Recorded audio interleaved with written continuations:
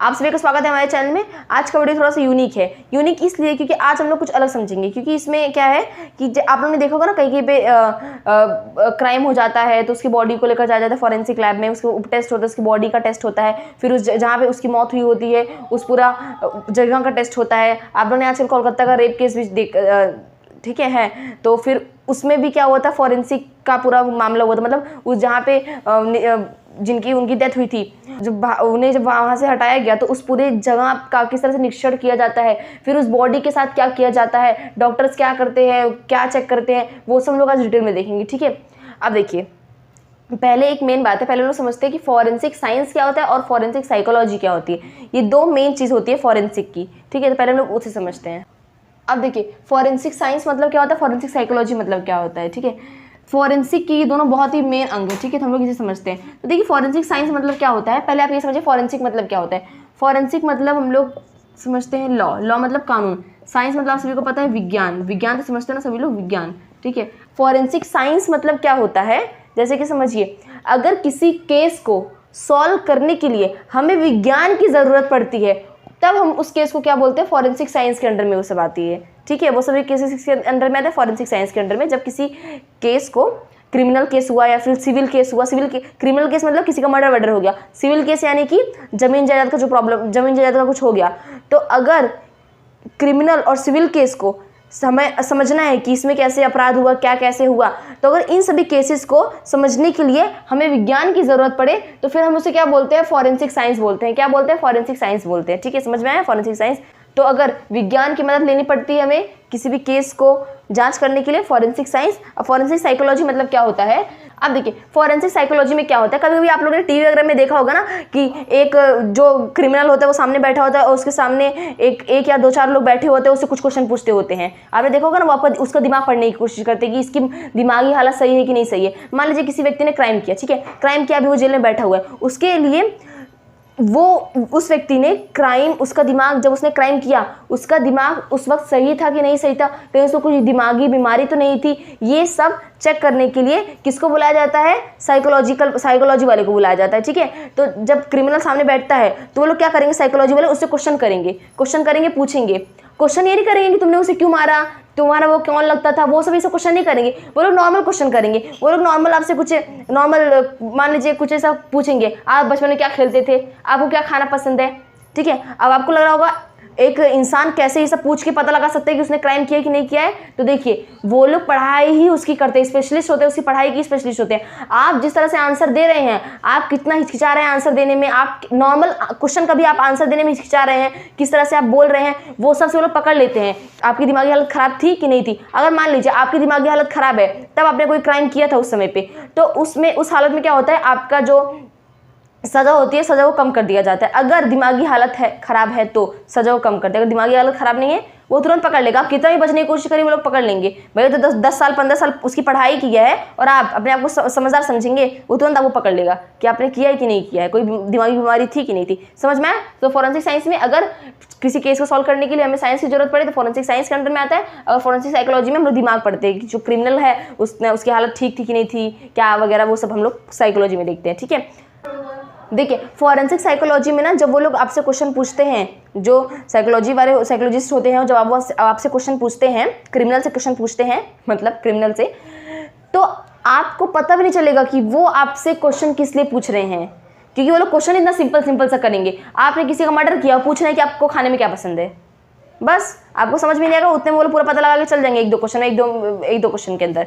ठीक है, अब देखिए, क्राइम सीन क्या होता है, जिस जगह पे घटना हुई है, जिस जगह पे क्राइम किया गया है, उस घटना स्थल को हम लोग क्या बोलते हैं, क्राइम सीन बोलते हैं। ठीक है, अब देखिए, क्राइम सीन में पहला रूल क्या होता है, जब भी कहीं पे क्राइम होता है, आपको यहाँ पे कहीं पे क्राइम होने वाला, आपको थोड़ा पता चलेगा भाई यहाँ पे क्राइम होने वाला है। ठीक है, तो जब क्राइम होने के बाद ऐसा कोई तो व्यक्ति रहेगा ना जो पहले जाके देखेगा कि भाई यहाँ पे किसी की मौत हुई है, तो जो पहला व्यक्ति, समझो उसे नहीं पता है कि यहाँ पे कुछ हुआ है, उसने गेट खोला और देखा बाप रे खून पड़ा है, वहाँ पे कोई औरत पड़ी है, तो उस व्यक्ति का पहला कर्तव्य क्या है, जब भी आप जहाँ पे घटना हुई है उस स्थान को जो पहला व्यक्ति देखता है, वो उसका पहला कार्य क्या है, वो क्या करेगा, उस जगह पे रोक लगा देगा। मतलब यहाँ पे कोई भी व्यक्ति नहीं आना चाहिए। मान लीजिए अगर उसने किसी रोका नहीं और जो सुन रहा है वो घटाक दे अंदर घुस जा रहा है, तो अंदर घुसने के बाद ज़्यादा संभावना है कि सारे सबूत मिट सकते हैं। तो इसलिए सबूत ना मिटे घटनास्थल पे, वहाँ पे किसी को एंटर नहीं किया जाता। तो पहला आदमी का कर्तव्य है कि किसी को एंटर करने ना दे। दूसरा, जो भी चीज़ है उससे रोका जाए। मान लीजिए रस्सी उस्सी है तो रस्सी बांध के उस पूरे एरिया को कवर कर लिया जाए कि भैया यहाँ पे कोई नहीं आ सकता। आपने देखा होगा ना कहीं कहीं भी जहाँ पे क्राइम होता है तो पीला पीला पट्टी लग जाता है, टेप लग जाता है, क्राइम सीन लिखा होता है। वो भी जब तक पुलिस नहीं आएगी तब तक आप इन सब से घिराव कर सकते हैं। बैरिकेड्स लगा दीजिए, जो पुलिस वगैरह पीला पीला बैरिकेड्स होता है। हालांकि जब पुलिस आएंगे तो वो लोग बैरिकेड्स वगैरह लगा देते हैं, ठीक है। अब देखिए, तो पहला क्या होगा, आप सिक्योर करेंगे उस एरिया को, ठीक है, जहाँ पे क्राइम हुआ है। बैरिकेड्स लगा देंगे, बैरिकेड्स ये सब लगा देंगे, रस्सी वगैरह से बांध देंगे। अब देखिए, पहले तो घटनास्थल पे आप उसे सिक्योर कर देंगे, मैंने आपको बताया। दूसरा, स्कैनिंग एंड सर्वे। देखिए, जहाँ पे क्राइम हुआ है आप नहीं, मतलब नॉर्मल इंसान नहीं जाके उधर घूमेगा, स्कैन करेगा, हाँ ये है इधर है ये। पहले तो आजकल तो लोग पहले खचाखच फोटो खींचेंगे, पेट भर का फोटो खींचेंगे, फिर जाके कुछ करेंगे, है ना। तो देखिए, प्रॉपर आप इन्वेस्टिगेशन वाले को फोन करेंगे, फिर आप पुलिस वालों को फोन कर दीजिए। पुलिस वाले अपना इन्वेस्टिगेशन ऑफिस में वो लोग फोन करके बुला लेंगे उधर से, ठीक है। तो जब वो लोग ऑफिसर्स लोग आएंगे तो देखिए, नॉर्मली क्या होता है ना, हमारे पे इन्वेस्टिगेटर नहीं आते, इन्वेस्टिगेटर ऑफिसर नहीं आता है। ये पुलिस ही आएंगे, वो लोग अपना करने लग जाएंगे। हालांकि पुलिस को ट्रेनिंग दी जाती है, पर उतना एक्सपर्ट जैसा ट्रेनिंग नहीं दी जाती है जैसे कि जो प्रॉपर इन्वेस्टिगेशन वालों को ट्रेनिंग दी जाती है। तो नॉर्मली क्या होता है, इंडिया में पुलिस लोग आके करते हैं, हर एक चीज़ देखेंगे ताकेंगे वो सब करेंगे, पर एक्चुअल में इन्वेस्टिगेटर वालों को आके ये सब करना चाहिए, क्योंकि वो लोग को ज़्यादा एक्सपर्टीज है ना इन सब चीज़ों में।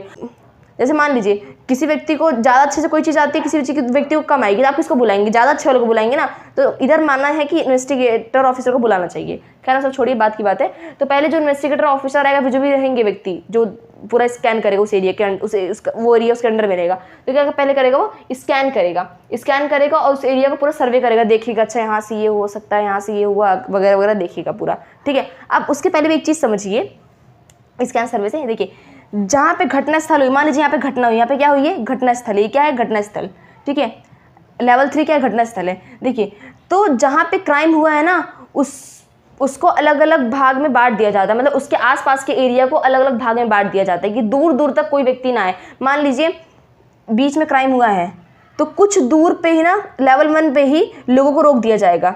लेवल 1 पे घटनास्थल से कुछ दूरी पे लोगों को रोक दिया जाएगा कि भैया तुम बाहर ही रहोगे, ठीक है। लेवल 1 के बाहर जो नॉर्मल लोग रहेंगे वो लेवल 1 के बाहर रहेंगे, और लेवल 1 के अंदर मीडिया वालों को घुसने देते हैं। वो डिपेंड करता है कि मूड है तो घुसा देंगे, नहीं मूड है तो नहीं घुसाएंगे। भारी भरकम केस तो नहीं घुसाएंगे ना भैया, थोड़ा हल्का फुल्का, तो मतलब कोई भी केस हल्का फुल्का नहीं होना चाहिए, पर डिपेंड करता है कि मीडिया वालों को लेवल 1 के अंदर आने देंगे, नहीं तो नहीं आने देंगे। दूसरा, लेवल 1 के अंदर पुलिस वाले रहेंगे। आप लोग देखा होगा, बैरिकेड्स लगा देंगे पुलिस वाले, और सारी जनता बाहर रहेगी, पुलिस वाले अंदर रहेंगे। फिर कुछ दूरी पे ऑफिसर्स वगैरह रहेंगे, वो लोग अपना देखते ताकते रहते हैं। तो लेवल 1 के अंदर सिर्फ पुलिस रहेंगी, मीडिया हो सकती है, ठीक है, क्योंकि वो लोग रिपोर्ट करना होता है। तो देखिए ये वो लोग अंदर घुसा देते हैं, वो लोग छूने लग जाएंगे वो लोग बस चले तो। फिर लेवल 1 के अंदर एक प्रोटेक्शन वाला पूरा सेंटर होता है, मतलब प्रोटेक्शन सेंटर, यानी कि मान लीजिए कुछ जनता है, आम जनता घुस गई, लेवल 1 के अंदर घुस गई।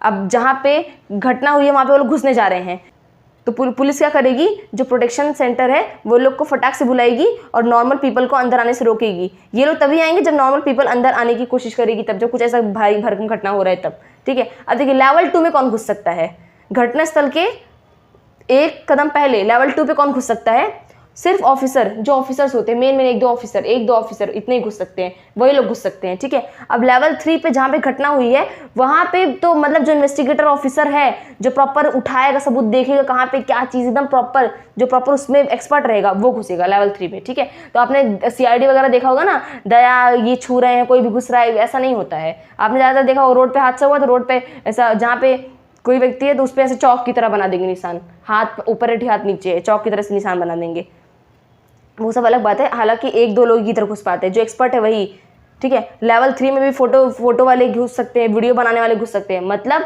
फोटो वीडियो, ये नहीं कि मीडिया वाले घुस गए, वो इन्वेस्टिगेटर ऑफिसर के साथ वो लोग प्रॉपर एक्सपर्ट लोग आते हैं, ठीक है। और वो लोग का हक है, जहाँ पे पूरा क्राइम हुआ है, फोटोग्राफी वीडियोग्राफी वाले वो लोग फोटो खींचते हैं कि मान लो कल को जरूरत पड़ी तो इसके लिए। मीडिया वाले नहीं कि आप आम जनता को बोला कि फोटो खींचो फोटो, वो सब नहीं चलता इधर, ठीक है। अब देखिए, समझ में आएंगे। स्कैनिंग एंड सर्वे, पहले आप पूरा एरिया को सिक्योर कर देंगे इस तरीके से, ठीक है।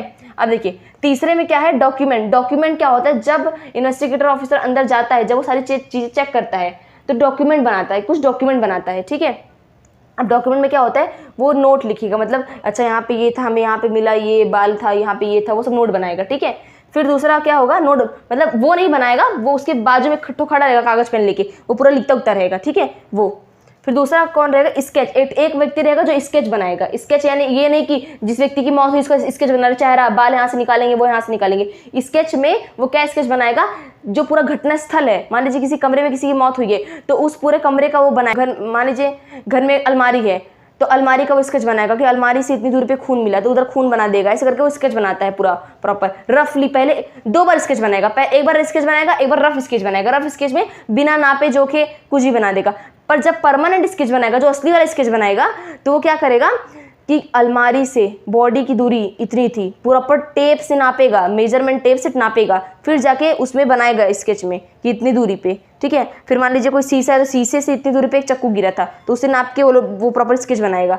स्केच इसलिए बनाया जाता है जिससे कि क्या हो, मान लीजिए कल को हमें reconstruction of the crime scene करना हो। Reconstruction of the crime scene मतलब क्या होता है कि अगर पुलिस को समझ में नहीं आ रहा है कि मान लीजिए वो क्राइम सीन बहुत समझ में नहीं आ रहा क्या हो गया है, तो पुलिस क्या करती है ना, अक्सर पुलिस यानी कि जो क्या ऑर्डर होता है कि आप उस जगह पे जाइए और फिर से उसे देखिए कि कहाँ से गोली लग सकती है। तो मान लीजिए reconstruction of the scene sketch आपके पास है, परमानेंट स्केच आपके पास है, प्रॉपर नाप जोक से आपके पास है। अब वो स्केच लेंगे आप, अब देखेंगे अच्छा अलमारी से बॉडी की दूरी इतनी थी, यानी कि वो इधर खड़ा था और जो मारने वाला व्यक्ति वो यहाँ से मारा था।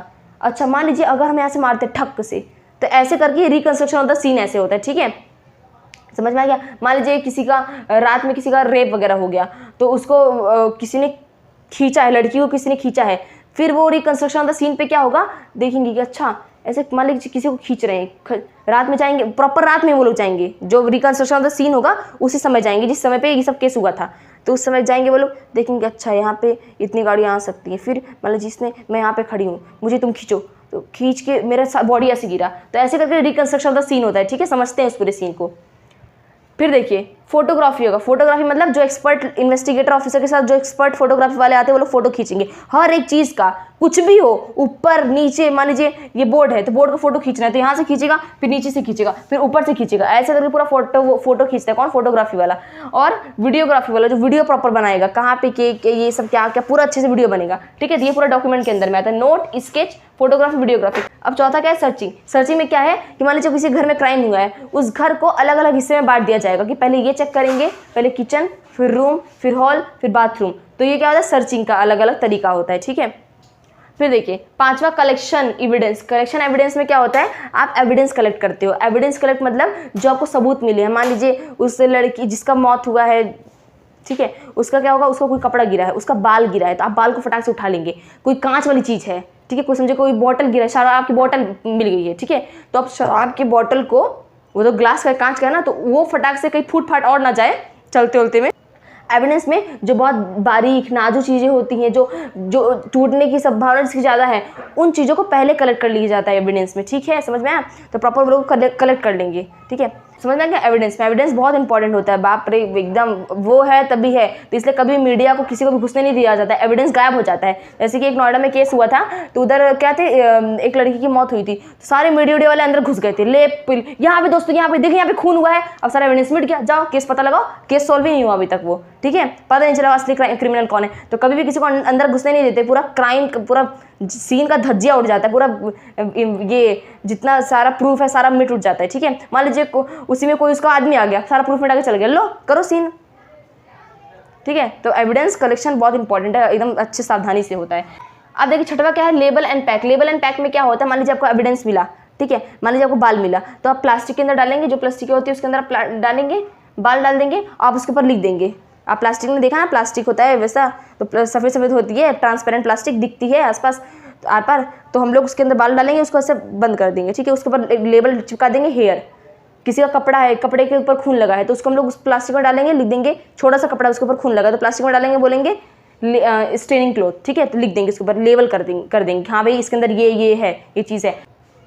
अब देखिए ये सब होने के बाद आप उस एविडेंस का क्या लिखेंगे, नाम लिखेंगे, कौन सा क्या है, ठीक है, केस नंबर कौन सा है, पुलिस स्टेशन कौन सा था आसपास जो था इधर, ठीक है, प्लेस ऑफ इन्वेस्टिगेशन कौन सी जगह पे ये इन्वेस्टिगेशन हो रहा था, आप ये सब लिखेंगे, ये सब जरूरी होता है एविडेंस के ऊपर, ठीक है, एविडेंस के साथ, ठीक है, आप ये सब लिखेंगे, ये सब जरूरी होता है एविडेंस के साथ में, ठीक है। साथ ही साथ जो इन्वेस्टिगेटर था जिसने कि एविडेंस उठाया था, जो एविडेंस उठा रहा था, वो तो मेन व्यक्ति है ना, जिसने जो इन्वेस्टिगेटर है जिसने उठाया, उसका भी नाम लिखा होना चाहिए। जो एविडेंस बॉक्स होता है जिसके अंदर सारा सबूत होता है, उसके साथ साथ उस पेज पे इन्वेस्टिगेटर का नाम लिखा होना चाहिए, किसने एविडेंस उठाया, उसकी साइन, और उसके साथ साथ कोई 2 विटनेस होने चाहिए। जब वो एविडेंस उठा रहा था, जब वो सारे सबूत उठा रहा था, उस समय पे कोई 2 विटनेस होने चाहिए, विटनेस रहेंगे वो, ठीक है। तो जो विटनेस रहेंगे वो लोग क्या करेंगे, उसी पेज पे साइन करेंगे, 2 विटनेस रहेंगे, वो लोग अपना नाम लिखेंगे और साइन करेंगे, कि तब जाके लोगों को विश्वास होगा कि अच्छा इन्वेस्टिगेटर के साथ कोई 2 सबूत वाले थे जिन्होंने देखा कि अच्छा इसने उठाया, ऐसे रखा, ठीक है। अब मान लीजिए कल इन्वेस्टिगेटर को किसी ने घुस खिला दिया, वो कर रहा है ये सब, तो इसके लिए विटनेस होता है। अब बाकी वो अलग बात है, विटनेस भी अपने आप में, ठीक है, समझा। तो लेबल करेंगे, आप पैक अच्छे से कर देंगे। अब पैक करने का मतलब ये ना कि अच्छे से उसको दबा देंगे, सील उल देंगे, वो सब पैक पुक नहीं, ठीक है। पैक का मतलब क्या होता है, आप प्रॉपर से सील करेंगे। अब आपने टीवी वगैरह में देखा होगा ना, किसी कंपनी बंद करते हैं तो पुलिस के साथ ठप्पा लगा दी, लाल कलर का ठप्पा, सील, ठीक है। तो मान लीजिए कोई बॉक्स है, ठीक है, अब मार्कर भी नहीं चल रहा है, मान लीजिए कोई बॉक्स है, अब बॉक्स के अंदर क्या है, एविडेंस भरा हुआ है, तो बॉक्स के ऊपर एविडेंस है, अभी हमें इसे सील करना है। सील कैसे करेंगे, मान लीजिए एक है सील वाला, ये है, ठीक है, तो इसके ऊपर क्या करेंगे, स्याही टाइप आ जाएगी, ठीक है। अब हम इसको लगाएंगे, सही आगे लाल लाल स्याही, अब हम इसको इधर लगाएंगे। अब लगाने के बाद ये गीला है तो कुछ देर तक इसके हम ऐसे दबाए रहेंगे, जब ये सूख जाएगा हल्का सा ऐसे निकाल देंगे, फिर इधर लगाएंगे, फिर ये गीला है, फिर सूख जाएगा, सब फिर निकाल देंगे, ठीक है। तब जाके इसे मानते हैं सील। लाल लाल दिखता है आपको, मैं फोटो लगा दूंगी, आप लोग देखना लाल लाल दिख रहा होगा, वो है सील की, सील हो गया। अगर सील अच्छे से नहीं है और आपने फॉरेंसिक लैब में टेस्ट करने के लिए दिया कि भैया ये एविडेंस है, टेस्ट करो, वो टेस्ट नहीं करेगा, मना कर देगा, कहना हम ये सब हाथ पैर जोड़ रहे भैया, हमें दूर रखो, हम बिना सील वाले सामान को नहीं लेंगे। सील अगर हल्का फुल्का इधर उधर हुआ है तो वो उसे लगेगा भैया कुछ ना कुछ गड़बड़ी हुई है, तो तुरंत वही सबसे हाथ पैर जोड़ लेगा, कभी ना सील करके ला, अच्छे से तब करेंगे ये सब, ठीक है। तो ये था लेबल एंड पैक। अब 7वां नंबर क्या है, फॉरवर्ड। फॉरवर्ड में क्या होता है, मान लीजिए आप एविडेंस दे रहे हैं, जहाँ पे टेस्ट करने वाले व्यक्ति को आप एविडेंस दे रहे हैं कि भैया लो फॉरेंसिक लैब में आप दे रहे हैं कि भैया लो टेस्ट कर लो। अब अगर सीलिंग टूटी हुई है, वो टेस्ट नहीं करेगा, आप लोगों को पता है, ठीक है। अब आप टेस्ट एविडेंस दिया आपने उसे, एविडेंस के साथ साथ उसे क्या चाहिए, फॉरवर्डिंग लेटर चाहिए। एविडेंस के साथ साथ क्या चाहिए उसे, लेटर चाहिए, फॉरवर्डिंग लेटर। फॉरवर्डिंग लेटर में परमिशन होती है कि हाँ भैया आप टेस्ट कर सकते हैं। फॉरवर्डिंग लेटर ही नहीं है तो वो आपका एविडेंस नहीं लेगा, टेस्ट नहीं करेगा, वो कहेगा भैया हमें इसे लपाटा वपाटा नहीं पढ़ना है, कुछ हो गया तो हम ये सब नहीं करेंगे, ठीक है। तो फॉरवर्डिंग परमिशन लेटर होना चाहिए जिससे कि वो टेस्ट कर सके, ठीक है, समझ में आया। अब मान लीजिए मैंने बोला आपको एविडेंस फॉरेंसिक लैब में पहुंचाते हैं, ठीक है। अब हर एक एविडेंस अलग अलग होता है, कहीं पे किसी को बॉटल मिला, कहीं पे किसी को बाल मिला, कहीं पे किसी को खून मिला, तो हर एक एविडेंस अलग अलग होता है। तो हर एक एविडेंस को अलग अलग डिवीजन में पहुंचाया जाता है, यानी कि हर एक एविडेंस को उसके एक्सपर्ट के पास पहुंचाया जाता है। मान लीजिए कोई व्यक्ति है, कोई फॉरेंसिक लैब वाला है, ठीक है, वो खून के ऊपर अच्छे से टेस्ट कर सकता है। तो मान लीजिए मैं खून का धब्बा मिला, एविडेंस मिला, तो वो हम एविडेंस फॉरेंसिक लैब में लेकर जाएंगे और खून वाले डिपार्टमेंट के पास दे देंगे, ठीक है। जहर मिला तो वो हम लोग टॉक्सिकोलॉजिकल डिपार्टमेंट में दे देंगे। सब फॉरेंसिक लैब के अंदर ही रहेंगे पर अलग अलग डिवीजन रहेगा, ठीक है। ना कि सारा खून बाल कपड़ा लत्ता सब जाके इंसान को दे लो करो तुम टेस्ट, ऐसा नहीं होता है, सबके अलग अलग डिवीजन होता है। समझ में आया आपको। तो आपने जो कोलकाता रेप केस था उसमें भी इसी प्रकार से हुआ होगा, ठीक है। अब आगे हम लोग देखते हैं। तो अगर आपको लिखना है तो आप लिख लीजिए, थोड़ा सा हो गया है गची। पहला क्या है, सिक्योर एरिया, दूसरा स्कैनिंग सर्वे, डॉक्यूमेंट में ये note sketch photography videography, search, चौथा सर्चिंग। सर्चिंग में अलग अलग कमरे को अलग अलग हिस्से को बांट देते हैं कि भैया ये सर्च, ये पहले यहाँ से फिर यहाँ सर्च करेंगे, फिर यहाँ सर्च करेंगे। पांचवा कलेक्शन एविडेंस, ठीक है। छठवां क्या है, लेबल एंड पैक, क्या है लेबल एंड पैक। सातवां क्या है, फॉरवर्ड। थोड़ा सा हो गया है एकदम ऊपर नीचे, पर क्या कर सकते हैं, आपको समझ तो रहा ही होगा ना, समझ में आ गया ना। लिखना है तो लिख लीजिए, हम लोग आगे बढ़ते हैं।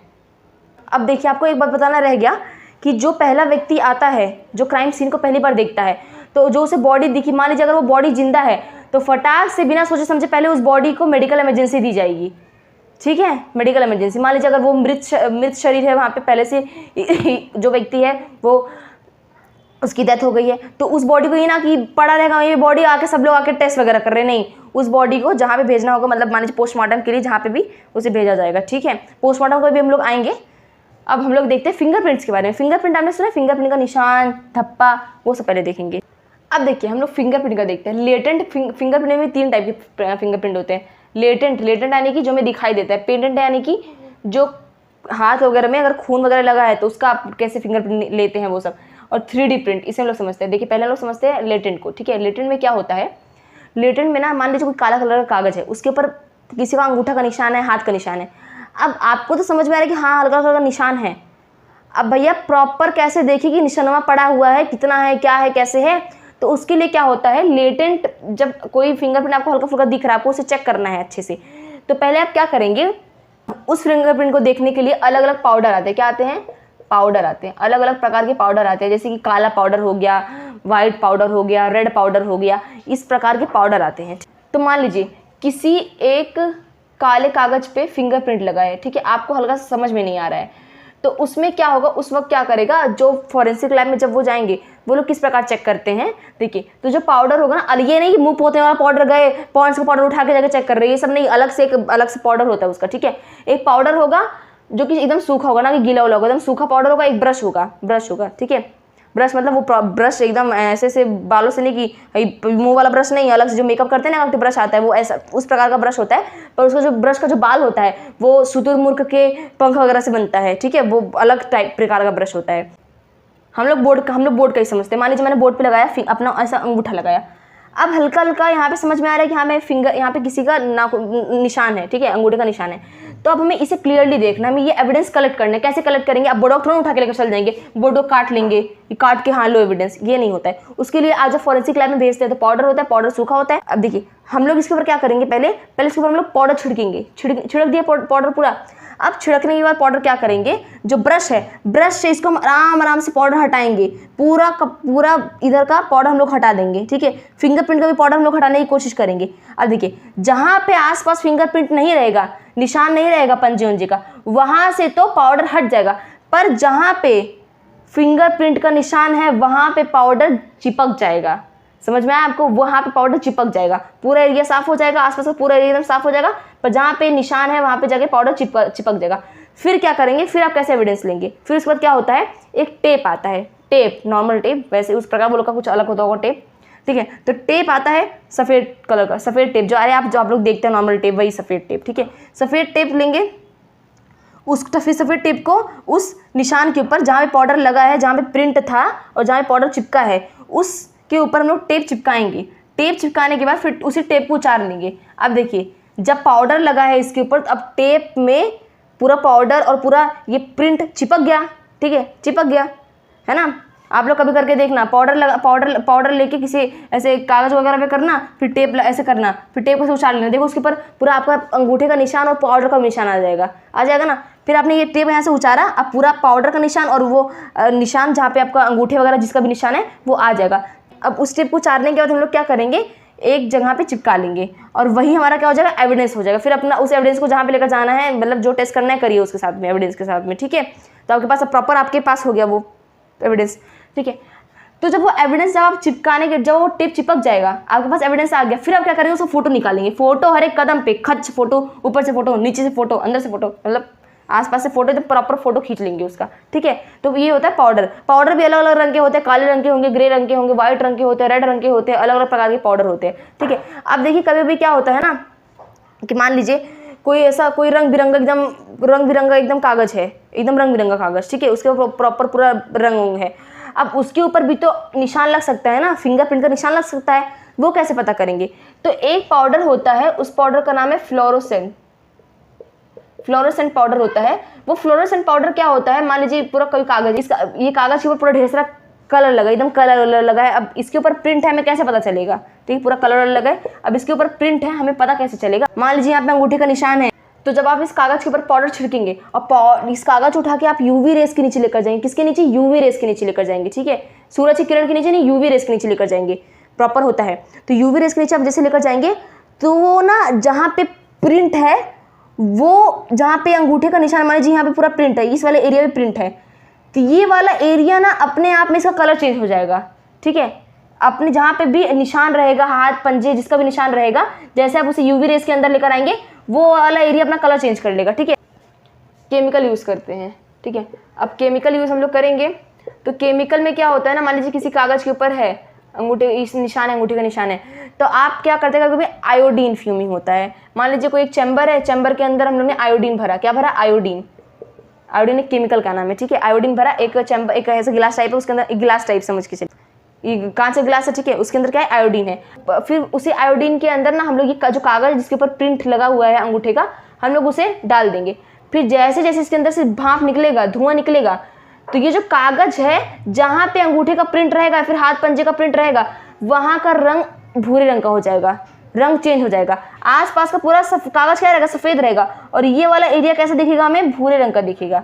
ठीक है, अब फटाक से आपको फिर फोटो खींचना है, खच फोटो, यहाँ से फोटो, वहाँ से फोटो, आप अलग अलग प्रकार से उसका फोटो खींचेंगे। क्योंकि क्या होता है, धीरे धीरे क्या होता है, वो उसका जो ये निशान ना, ये निशान अंगूठे का निशान, ये गायब हो जाता है। ठीक है, जब आप केमिकल का यूज़ करते हैं तो आपको उसी वक्त फोटो खींच के एविडेंस रख लेना अपने पास में। समझ में आया? तो पाउडर का भी यूज़ करते हैं, केमिकल का भी यूज़ करते हैं। लेटेंट में क्या होता है, विजिबल होता है। ठीक है, अब दूसरा देखिए पेटेंट। पेटेंट में क्या होता है, मान लीजिए किसी के हाथ में खून लगा हुआ है, ठीक है, खून वाला निशान है, तो उसमें क्या होता है, उसके लिए अलग से टेस्ट होता है, उसे हम लोग क्या बोलते हैं, पेटेंट फिंगरप्रिंट। अब तीसरा क्या है, 3D प्रिंट। 3D प्रिंट क्या होता है, मान लीजिए मिट्टी पे आपका हाथ का पंजा पड़ गया तो वो भी एक निशान हो गया। ठीक है, तो उसके लिए भी टेस्ट वगैरह होते हैं, वो सब 3D प्रिंट वगैरह अपना होता है। ठीक है, ये था फिंगरप्रिंट का। अब जो देखिए पाउडर वगैरह होता है जो उचाड़ते हैं हम लोग, ठीक है, टेप से जो उचाड़ते हैं, उसे हम लोग क्या बोलते हैं, लिफ्टिंग मेथड। जो मैंने टेप वाला बताया था कि टेप से उचाड़ के फिर हम लोग रख लेते हैं, उसे एविडेंस हो जाता है हमारा। तो जब टेप से उचाड़ेंगे, उस हाथ के पंजे वाले निशान को उचाड़ेंगे, चिपकाएंगे, उसे हम लोग क्या बोलते हैं, लिफ्टिंग मेथड। क्या बोलते हैं, लिफ्टिंग मेथड। ठीक है, अब हम लोग आगे बढ़ते हैं। अब आइए हम लोग थोड़ा सा जानकारी लेते हैं पोस्टमार्टम का। पोस्टमार्टम भी तो है ना भैया मेन। तो जब भी देखिए पोस्टमार्टम, पहले ये अब मार्कर आज देखिए आपको थोड़ा सा पी है, ये पी दिख नहीं रहा, शायद उजाला है, इसके लिए पोस्टमार्टम। ठीक है, पोस्टमार्टम देखिए पोस्टमार्टम में जब क्राइम सीन में, मैंने बताया क्राइम सीन में जो बॉडी दिखती है, अगर वो व्यक्ति है जो मर गए हैं, तो उसे सीधे उठा के कहाँ पे लेकर जाएंगे, पोस्टमार्टम। ठीक है, पोस्टमार्टम के लिए बॉडी को लेकर जाया जाता है। अब देखिए बहुत लोग मानते हैं ना कि पोस्टमार्टम में जब जो व्यक्ति पोस्टमार्टम करता है, शराब पी के पोस्टमार्टम कर सकता है, ये सब ढोंग की बातें हैं। हम लोगों ने भी कहानी सुनी थी कि एक बाप था, वो हमेशा पी के पोस्टमार्टम करता था। उसकी बेटी ने बोला नहीं पापा मैं बिना पिए पोस्टमार्टम करूंगी, देखिए मैंने करके दिखाया। उसके पापा बोलते नहीं बेटा पोस्टमार्टम बिना पिए हो ही नहीं सकता है, ये सब ढोंग धड़का है, पीने में से कोई पोस्टमार्टम नहीं, ये सब नहीं होता। ठीक है, इतना जिगरा नहीं था तब बने क्यों, जब पी के ये सब करना था बकवास चीज़। तो अलग से पीने का जो शौक चढ़ा है वो सब शौक पूरा करते हैं इसी में बोल बाल के। ठीक है, अब देखिए तो ये सब नहीं होता कि आप पी के पोस्टमार्टम करेंगे तब से हो पाएगा, बॉडी छीन नहीं पाएंगे। अरे भाई उतना वो लोग के पास जिगरा होता है, जब पोस्टमार्टम करते हैं, एक्सपर्ट होते हैं, कर लेंगे अपना। ठीक है, अब देखिए पोस्टमार्टम के बाद, अब पोस्टमार्टम में क्या होता है, बॉडी लाई जाती है। ठीक है, बॉडी लाई जाती है और याद रखना पोस्टमार्टम में क्या होता है, बॉडी लाई जाती है। अब बॉडी को चेक कौन करेगा, पोस्टमार्टम कौन करेगा, तो बॉडी को पहले गवर्नमेंट हॉस्पिटल में जहाँ पे पोस्टमार्टम उसका होने वाला होगा उधर के मॉर्चरी में रख देंगे। मॉर्चरी यानी कि शवगृह, एक घर होता है ना जिसमें पूरे सिर्फ लाश होती हैं, पूरा वो कोल्ड स्टोरेज होता है, उसके अंदर बॉडी को रख देंगे। ठीक है, फिर बॉडी को जब आप पोस्टमार्टम करने जाएंगे तो बॉडी को निकालेंगे। अब बॉडी को निकालने के बाद अब उसका पोस्टमार्टम कौन करेगा, डॉक्टर करेंगे। अब डॉक्टर नहीं कि जो फेफड़ा चीर रहे हैं, दिल का ऑपरेशन कर रहे हैं आके पोस्टमार्टम करेंगे, वो डॉक्टर अलग होते हैं, पोस्टमार्टम के डॉक्टर अलग होते हैं। वो प्रॉपर फॉरेंसिक साइंस वगैरह उसे प्रॉपर अच्छे से पता होता है कि अच्छा इस तरह से ऐसे चीराफारी करेंगे, ऐसे करेंगे। तो फॉरेंसिक वाला ये पोस्टमार्टम का अलग डॉक्टर होता है। ठीक है, तो पोस्टमार्टम में सिर्फ और सिर्फ गवर्नमेंट डॉक्टर जो होते हैं, जो गवर्नमेंट होते हैं डॉक्टर, वो पोस्टमार्टम करते हैं। अब देखिए हालांकि गांव वगैरह में देखते हैं आपकी किसी ने फांसी से किया तो उसकी बॉडी को लेकर जाएंगे पोस्टमार्टम में, और पोस्टमार्टम में पता नहीं क्या पोस्टमार्टम करते हैं, रिपोर्ट पता नहीं चलता है, जो छोटा मोटा इलाका होता है, एरिया होता है गांव वगैरह में। ठीक है, पोस्टमार्टम में कोई भी पोस्टमार्टम कर रहा है, ना गवर्नमेंट डॉक्टर है ना कुछ डॉक्टर, आके पोस्टमार्टम करके चल जा रहा है। तो ये सब नहीं होता है यहाँ पे, नॉर्मल जगह पे तो हो बिना बताए छुपे कर लो, पर आप ऐसे वैसे एरिया में नहीं कर सकते हैं। ठीक है, गवर्नमेंट डॉक्टर ही पोस्टमार्टम करेगा। ठीक है, गवर्नमेंट डॉक्टर, ठीक है, गवर्नमेंट डॉक्टर पोस्टमार्टम करेगा। ठीक है, अब देखिए पोस्टमार्टम में भी आप चीराफारी का अपना प्रकार होता है। मान लीजिए कोई बॉडी है, ये कोई है, ठीक है, ये बॉडी है, तो बॉडी को आप पहले क्या करेंगे, फेफड़े से वाई चीरा लगा के आप चीरते आएंगे, ऐसे बॉडी को आप चीर सकते हैं। दूसरा क्या होता है, आप इसके गर्दन के यहाँ से हल्का सा चीरा मार के ऐसे करेंगे। तीसरा क्या होता है, आप ऐसे चीरा कर सकते हैं। तो पोस्टमार्टम में बॉडी को चीरने के अपने अलग अलग प्रकार होते हैं। ठीक है, मैं अगर फोटो मिलेगा तो मुझे लगा दूंगी कि देखना किस तरह से चीरते हैं। अब देखिए पोस्टमार्टम में जब बॉडी पहुंच गई, ठीक है, बॉडी को आराम से देखिए पोस्टमार्टम किया कहाँ पे जाता है, जो शवगृह होता है उसी के अंदर करते हैं पोस्टमार्टम, ठीक है। तो पोस्टमार्टम करने वही जाना जिसका जिगरा उतना हो भैया, आसपास इतने सारे लाश होते हैं उसके बीच में पोस्टमार्टम, डर लगता है कि किसी का हाथ हिल गया तो और फेफड़ा उसी में जान चल जाएगा, ठीक है। तो पोस्टमार्टम में देखिए पहले जब बॉडी निकली, बॉडी का समझो पोस्टमार्टम, ये बॉडी है उसका पोस्टमार्टम करने वाले हैं, तो पहले बॉडी के सारे कपड़े को निकालेंगे, जो बॉडी पे जितना भी कपड़ा वपड़ा होता है वो सब कपड़े को निकाल के एक साइड रख देंगे, ठीक है। अब कपड़े निकालने के बाद उसका फोटो खींचा जाएगा, जिस भी अवस्था में है उसका फोटो खींचा जाएगा, ठीक है। अब फोटो खींचने के बाद क्या होता है, कहीं जहाँ जहाँ भी बॉडी में समझिए किसी पे हाथ पे इन्फेक्शन, हाथ पे कुछ चोट वोट लगी है, कपार पे चोट लगी है, सॉरी सर पे चोट लगी है, गले के पास चोट लगी है, पैर के पास चोट लगा है, तो उसका सारा फोटो खींचा जाएगा। फोटो चाहिए ही चाहिए, एकदम फोटो, मतलब कुछ भी एविडेंस यहाँ से वहाँ नहीं जाना चाहिए। साथ में आप नोट भी बनाएंगे, क्या बनाएंगे, नोट में आप लिखेंगे हाथ में यहाँ पे चोट थी, चक्कू से चोट शायद किया गया था, ये सब आप नोट में लिखते हैं, ठीक है। उसका नोट है पहले ऊपर नाम हम लिखेंगे, डॉक्टर कौन था, कौन पोस्टमार्टम कर रहा था, ये जो व्यक्ति कौन थे, कौन सा केस था, ऐसे ऐसे करके आप प्रॉपर नोट लिखेंगे, ठीक है। अब देखिए आप पोस्टमार्टम जो करता है ना उसका काम होता है बॉडी को चीर के ये बताना कि मौत कैसे हुई है, ठीक है, मौत कैसे हुई है, कैसे हुई है, कॉज ऑफ डेथ क्या होता है, कॉज ऑफ डेथ, मौत का कारण बताना होता है आपको, क्या बताना होता है, कारण। आपको मैं ये बता दूं कि जितनी एक जिंदा बॉडी नहीं बोल सकती है उतना एक मरा बॉडी बोल सकता है अपने बारे में कि हाँ ये है, ऐसे है। मरा बॉडी सब कुछ आपको बता देगा, जिंदा बॉडी जितना नहीं बता सकता है, ठीक है। तो आप बताएंगे कि कॉज ऑफ डेथ क्या होता है, डेथ किसके वजह से हुई है। हालांकि जो पोस्टमार्टम करता है ना उसे समझ में आ जाता है कि क्या कैसे क्यों, पर उसे अपना मुंह बंद करके रखना होता है और बस उसे रिपोर्ट में यही लिखना होता है कि डेथ कैसे हुई, क्या क्या कारण थे डेथ होने के। एक और बात देखिए, जब आप पोस्टमार्टम के लिए बॉडी जाती है तो जिस डॉक्टर के पास पोस्टमार्टम जो डॉक्टर करने वाला होता है उसके पास प्रॉपर रिपोर्ट आती है, ठीक है, रिपोर्ट आती है, परमिशन लेटर भी आता है, रिपोर्ट आती है, रिपोर्ट में उसे प्रॉपर बताया जाता है कि बॉडी हमें इस स्थिति में मिली थी। उसे भैया उसे पता होना चाहिए तब जाके वो प्रॉपर रिपोर्ट में लिखेगा बॉडी में इस स्थिति में मिली थी, बॉडी के इधर से मुंह से खून निकल रहा था, गिजाड़ निकल रहा था, जहर निकल रहा था, वो सब आपको पोस्टमार्टम जो डॉक्टर करता है उसे प्रॉपर आपको बताना पड़ेगा जिससे कि वो आगे और अच्छे से आपको बता पाए, सटीक चीज़ बता पाए, ठीक है। तो जब पोस्टमार्टम डॉक्टर करेगा तो उसे सिर्फ ये बताना है कि कहीं पे बॉडी में इन्फेक्शन तो नहीं था, कोई बीमारी तो नहीं थी, फेफड़े वगैरह में पानी तो नहीं था, सांस वगैरह की तकलीफ नहीं थी ना, और कहीं ना कहीं किडनी फेल तो नहीं हो गया था, कहीं जहर वगैरह की वजह से तो नहीं हुआ, हार्ट अच्छे से काम कर रहा था कि नहीं कर रहा था, ये सब पोस्टमार्टम में बताया जाता है कि कहीं पे बॉडी में इन्फेक्शन तो नहीं था। तो प्रॉपर ऊपर से चीरेंगे, हर एक अंग को आप चेक करते चलेंगे, हर एक अंग को चेक करते करते हर एक किडनी के बारे में लिखेंगे, किडनी ऐसा था, लंग ऐसा था, फेफड़ा सही, मान लीजिए हाथ सही था, उंगली सही थी, ये सब आप प्रॉपर लिखते जाएंगे। कुछ भी एक भी इन्फेक्शन लगा आप तुरंत बताएंगे। पोस्टमार्टम में बस आपको इतना बताना है, ठीक है। पोस्टमार्टम में मान लीजिए इसके सर के ऊपर किसी ने चाकू मारा तो पोस्टमार्टम में बता सकता है कि यहाँ पे शायद चाकू मारा गया क्योंकि यहाँ पे अजीब सा दिख रहा है, तो पोस्टमार्टम वाला जो डॉक्टर होता है वो लिखेगा चाकू से इनकी सर पे मार के डेथ हुई है, ऐसे वो बताएगा कि चाकू से इनकी डेथ हुई है। वो कॉज ऑफ डेथ में लिख देगा चाकू से डेथ हुई है, प्लस ये भी बता देगा क्या वो व्यक्ति शराब पीता था कि नहीं पीता था, किसी जहर से तो मौत नहीं हुई है, लीवर सही था, किडनी सही था, वो सब रिपोर्ट में वो लिख देगा। बस उसका इतना काम है, ठीक है। अब देखिए तो पोस्टमार्टम में सिर्फ पोस्टमार्टम में डॉक्टर का क्या काम होता है कि अच्छा बॉडी का सिर्फ बताना होता है क्या कैसे कितना इन्फेक्शन है, यहाँ पे जहर था, यहाँ पे जहर नहीं था। तो अब मान लीजिए जिस बॉडी में जहर रहेगा वो बॉडी का अंग, जिस बॉडी के अंग में जहर रहेगा वो बॉडी का अंग टॉक्सिकोलॉजी के डिपार्टमेंट को चला जाएगा। भी देखिए किसी की बॉडी में जहर होता है तो आप लीवर चेक करोगे, उसका स्प्लीन चेक करोगे, साथ में किडनी चेक करोगे, ठीक है, और पेशाब चेक करोगे। अब मान लीजिए किसी व्यक्ति का पेट जहर से मौत हुई है तो टॉक्सिकोलॉजी डिपार्टमेंट के पास क्या जाएगा, लीवर का टुकड़ा, लीवर पूरा लीवर नहीं जाएगा, टॉक्सिकोलॉजी डिपार्टमेंट जो जहर को चेक करता है वो लीवर के टुकड़े को टेस्ट करेगा, ठीक है।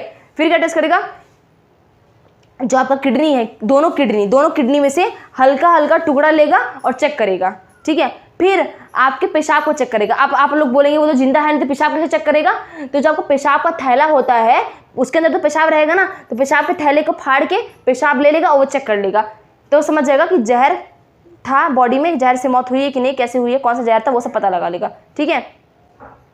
जो इंटरनल ऑर्गन को आप निकालते हो उसे हम लोग विसरा बोलते हैं, क्या बोलते हैं, विसरा, याद रखना विसरा बोलते हैं। अब मान लीजिए किसी व्यक्ति की बंदूक से मौत हुई है, राइफल बंदूक वगैरह से मौत हुई है, किसी ने गोली वगैरह चला दी है, तो वो बॉडी का अंग मान लीजिए सीधे पेट में गया, फेफड़े में गया, तो वो बॉडी का अंग बायलेटरल डिवीजन को दे दिया जाएगा, ठीक है, बायलेटरल डिपार्टमेंट को वो अंग दे दिया जाएगा, ठीक है। तो पोस्टमार्टम में ये नहीं कि वो प्रॉपर बताएगा कि फेफड़े में ऐसे ये जहर है वो जहर है, उसका वो सब काम ही नहीं है, बस बता देगा कारण बस कारण बता के बस, उसके बाद उसे कुछ नहीं बताना होता है, प्रॉपर रिपोर्ट होती है ऑफिशियली, ठीक है।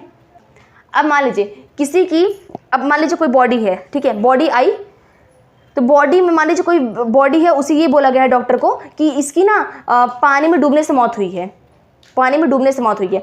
अब आप ये बताना छोड़ दीजिए कि पानी में डूबने से मौत हुई है कि नहीं, क्योंकि वो जो पोस्टमार्टम वाला उन्हें पता लगा लेगा बॉडी से मौत हुई है कि नहीं हुई है, ठीक है। उसका काम ही क्या है, डेथ कैसे हुई वो बता लेगा कि पानी में डूबने से मौत हुई है कि पहले मौत हो गई फिर पानी में फेंक दिया गया, वो सब वो बताएगा। तो मान लीजिए अगर किसी व्यक्ति की पानी में डूब के मौत हुई है, ठीक है, अब जब वो पानी में कूदा होगा तो सांस तो चल रही होगी ना, ऐसा नहीं कि पहले पानी में कूदने से पहले सांस रुक गई। जो पानी में कूदा है, फिर किसी ने उसे धक्का दिया पानी में, या फिर किसी ने उसे पानी में डुबोया तो उसकी सांस चल रही थी। तो देखिए डॉक्टर कैसे पोस्टमार्टम वाला कैसे पता करता है कि ये व्यक्ति पानी में इसकी मौत हुई है, ठीक है। तो पानी के अंदर ना एक जीवाणु होता है, ठीक है। तो पानी के अंदर जब आपकी जिंदा मौत होती है तो आप सांस लेते होते हो, पानी के अंदर आप सांस लेते हो, ठीक है, सांस छटपटाते हो करके सांस लेते हो। तो जो पानी होता है वो आपके मुंह में चला गया। अब मुंह में जाने के बाद वो पानी आपके अंदर कहाँ चला जाएगा, फेफड़े में चला जाएगा, ठीक है। अब पानी के साथ जो जीवाणु थे वो भी आपके फेफड़े में चले जाएंगे, ठीक है।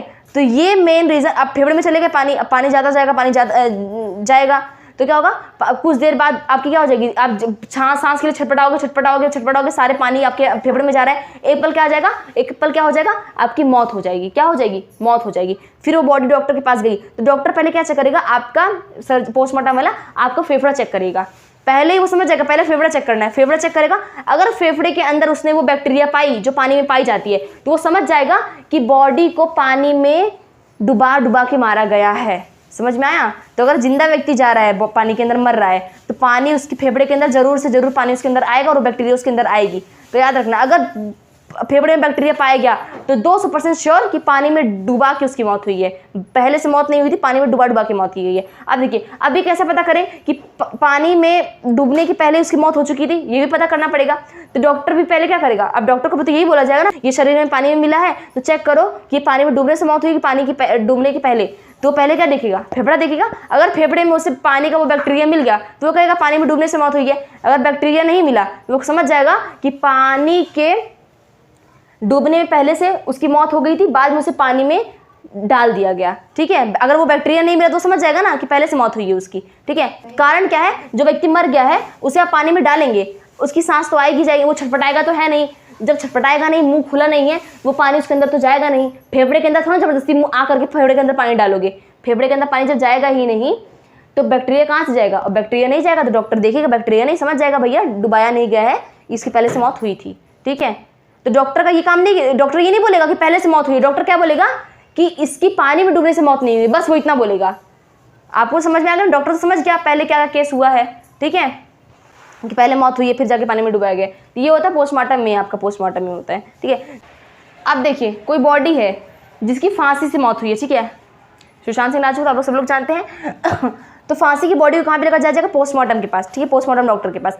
अब पोस्टमार्टम डॉक्टर वाला देखते ही समझ जाता है, गले को देखते ही समझ जाता है कि आपकी हत्या फांसी पे लटकाने की वजह से हुई है या फिर पहले आपको मार दिया गया है बाद में फांसी पे लटका दिया गया है, ठीक है, वो समझ जाएगा। कैसे समझता है वो देखिए। पहले देखिए, अगर मैं आपको दिखाऊं कोई कपड़ा यार है, देखिए अगर आपको फांसी लगती है, ठीक है, आप जिंदा हैं, आप फांसी लगा रहे हैं, तो फांसी में क्या होता है, जो रस्सी होती है, ये देखिए रस्सी, ये मैं रस्सी होती है पर मैं एक कपड़े से आपको बता रही हूँ।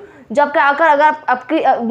अगर आपकी मौत सच में, किसी व्यक्ति की मौत सच में फांसी से हुई है तो देखिए नॉर्मली क्या होता है, ऐसे दिखा देंगे लोग, ठीक है, ऐसे वो टंगा हुआ है। पर जब फांसी से किसी की मौत होती है तो ये जो रस्सी होता है वो ऐसे टंग जाता है, ऊपर साइड टंग जाता है, ऊपर साइड चला जाता है, ऊपर से जैसे टंग जाता है, और ऊपर से टंगने की वजह से ये पूरा गला इतना रेत जैसे लगता है किसी ने रेत दिया है, ठीक है, पूरे गले पे जब निशान आ जाता है, डॉक्टर निशान देखते ही समझ जाता है कि ऐसे में फांसी कैसे होता है, ऐसे में कैसे फांसी होता है। क्योंकि किसी भी व्यक्ति की मौत नहीं हो सकती जब तक रस्सी ऐसे लगाए, रस्सी जब ऐसे ऊपर सटकी और ऐसे हो गया तो रस्सी ऊपर चली गई आपकी। अब आपका सांस रुक जाएगा, आपको फांसी वजह से डेथ हो जाएगी, ठीक है। तो अगर रस्सी हल्का सा ऊपर साइड खींचा हुआ है तो समझ जाएगा फांसी से मौत हुई है। ऐसे लगाया आपने जबरदस्ती से खींचा हुआ है तो समझ जाएगा भैया कि फांसी से नहीं, पहले मौत किया गया फिर फांसी लगाई गई है, ठीक है। तो और देखिए फांसी का एक और लक्षण होता है कि जब भी आप फांसी होती है तो आपका फांसी की वजह से आपकी मौत होती है तो आपका सर टेढ़ा हो जाता है। सर टेढ़ा होने के बाद जो मुंह से थूक होता है, मुंह से लार निकलने लग जाती है, ठीक है, मुंह से लार निकलती है, ठीक है। तो जब पोस्टमार्टम वाला होता है, जब आपके कपड़े उतारे जाते हैं तो पोस्टमार्टम वाला होस्ट आप तक आपका कपड़ा भी चेक कर सकता है, ठीक है। कपड़ा जो थूक, क्योंकि थूक कहाँ पे गिरेगा, कपड़े पे गिरेगा, तो वो आपका थूक चेक करेगा कि अच्छा ये थूक फांसी की वजह से ही निकली है, ठीक है। जी भी बाहर आ जाती है तो अपना अलग अलग तरीके से वो लोग चेक कर लेते हैं कैसे क्या होता है, ठीक है। ये था पूरा पोस्टमार्टम के बारे में, क्राइम सीन के बारे में। आशा करती हूँ आप सभी को समझ में आया होगा। मिलते हैं नेक्स्ट वीडियो में हम लोग, ठीक है।